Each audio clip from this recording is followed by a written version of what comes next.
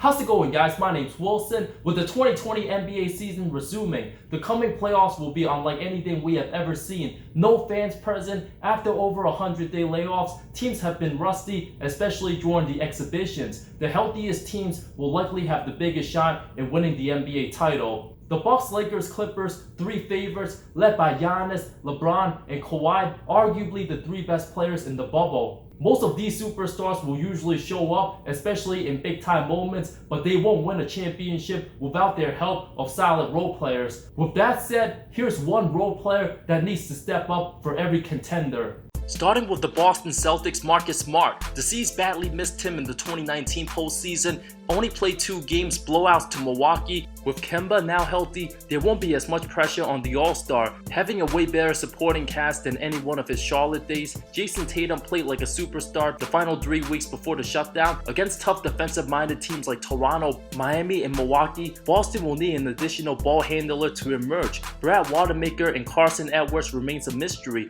The 26-year-old Smart, one of the veterans, knows his role as well as anybody in the league, brings toughness and energy, somebody every team loves to have, a tenacious defender who's not afraid of guarding anybody, from all-star guards smaller than him like Kyle Lowry or strong wing players in Jimmy Butler, even near 7-footers like Siakam or Giannis. Having the best season of his career, averaged 13.5 points through 53 games, attempting 7 threes a game, hitting 35% of them. Smart's outside shot has improved significantly over the years and will need to knock them down in key moments. Being Brad Stevens' longer tenure player, his value on both ends significant, the ingredients to Boston's success. The Milwaukee Bucks, Donte DiVincenzo, one of the most productive 6-man in his second season. If Giannis was to win a title this season, Bledsoe and Middleton will continue putting up double-digit scoring averages plus stellar defense. DiVincenzo's greatness earned him the NCAA's Most Outstanding Player award 2 years ago, earning a first-round selection. With Toronto creating a wall to fluster Giannis in the paint, DiVincenzo will need to knock down outside shots, shoots 34% from deep on the season, can also play as the second distributor, a great athlete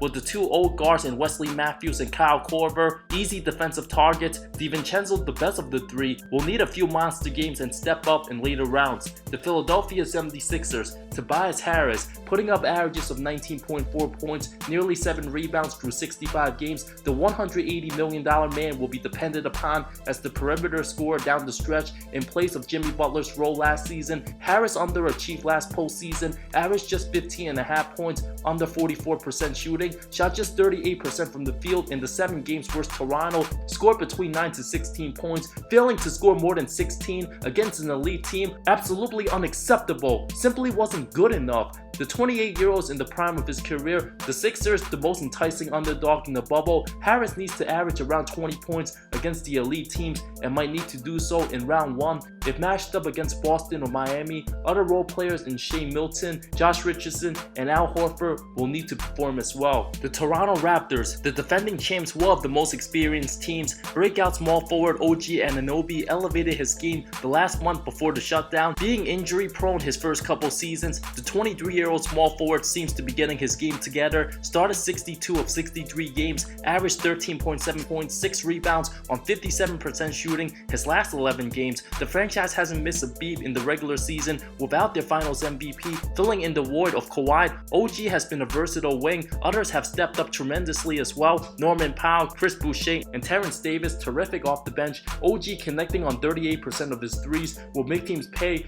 when Siakam or Lowry's getting double teamed. Nick Nurse continues to utilize his players as well as any coach. OG's improvement in attacking the paint combined with his defensive play should allow Toronto to contend. If Anunoby can just be as effective as rookie Kawhi in 2012 for the Spurs, the Raptors will have a chance. The Miami Heat, Tyler Herro, a fan favorite, asserted himself as one of the figureheads on the roster. 47 games, averaged 13 points, a stellar 39% from 3. Not shy, the kid is fearless, fit in nicely coming off the bench, one of the biggest surprising teams on the year. The rookie simply won't back down from taking big-time shots in key moments. His presence is felt late in the games. Miami went 7-8 after his ankle injury in February. Despite Herro not being involved in the Rookie of the Year conversation, the 13th overall pick will look to make some noise. Other X-Factors include Duncan Robinson and Andre Iguodala. I didn't mention the other teams in the East since they have no shot to win it all whatsoever. Domantas Sabonis, a significant foot injury for the Pacers. Victor Oladipo remains a question mark. The team team won't have enough, especially with Jeremy Lamb's ACL injury. Count them out. The Nets barely have a roster. Washington and Orlando, no shot whatsoever. No need to mention anybody else. Now on to the Western Conference, the Los Angeles Lakers. LeBron and AD, the two superstars, now filled with role players. Many expect Kyle Kuzma to make a leap, but in reality, he's just not good as a third option. Despite his struggles, the Lakers still a contender with or without Kuzma. Can't really shoot the three. With the injuries to Rondo, Alex Caruso has become a big part of the Lakers' title hopes. It'll be up to him to run a serviceable second unit offense when James is resting. Caruso will also have to continue making all the hustle plays, continue to grind on defense, and find the open man. Having additional three-point weapons in J.R. Smith and Dion Waiters, combined with the absence of Avery Bradley, Caruso will have his hands full and prove what type of player he truly is. I don't have much faith in J.R. or Waiters. They might have played well in exhibitions, but against high-level teams, they won't play much. The Los Angeles Clippers, Marcus Morris. The team needs Morris to knock down shots and play within the system. Given to be a valuable contributor to winning in the past, Morris gave quality minutes to the Celtics in their postseason runs. Has to be okay with taking fewer shots, given Kawhi and PG needs to focus more on defense and bring toughness. After a dozen games, his averages of 9.5 points on under 39% shooting, simply not good enough. Morris was an absolute travesty against the Lakers March 8, went 0 of 9 from the field, 1 point. The main reason why the Clippers lost that game, having games like that would be an absolute nightmare. When he's on his game and plays within his role for a healthy Clipper roster, they should be good enough to win the 2020 title. The Houston Rockets, Eric Gordon, having one of his worst seasons, shot just 32% from 3, underwent knee surgery in November. The positive thing, he can turn to a superstar in a blink of an eye. Having a 50-point showcase earlier this season against Utah, will miss 2 weeks due to injury in time for the postseason. His presence will be much needed in the super small lineup. One of the key role players will simply need to get hot in his 12th season. It's now or never for the Rockets, and their fans know time is running out. If one of the superstars struggles, Gordon will need to have a couple 20-plus point games and hit at least 4 threes for the Rockets to win. EG must play well, otherwise the D'Antoni era might be over.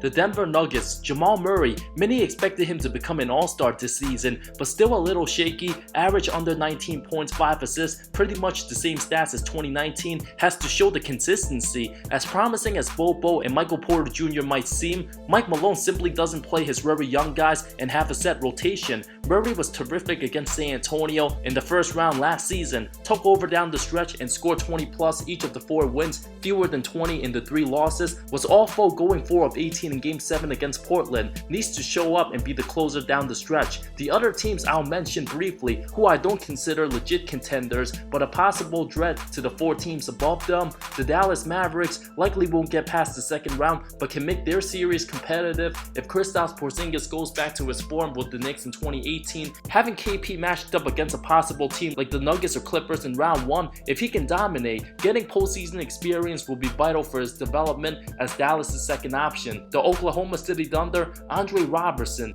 After coming back for the first time since January 27 of 2018, a long journey, his defense impeccable to the young Thunder, surrounded by CP3, Gilgeous-Alexander, Schroeder, and Gallinari, a potential dangerous small ball lineup. OKC's a team nobody wants to face early. The Utah Jazz, with the distractions and rumors between Gobert and Mitchell, Bogey Bogdanovic out for the season, officially ruined Utah's title hopes. The team's offense will still struggle from time to time. Mike Conley needs to step up and produce like his Memphis days, otherwise it will be another first round exit for the franchise. Other borderline teams in the West, like the Blazers, Grizzlies, and Pelicans, have no shot in beating the Lakers in the first round. What other role players do you think will break out in the 2020 NBA postseason? Let me know in the comments below. Thank you so much for watching this video. Subscribe for more content, more good stuff coming soon. I love all of you. See you next time.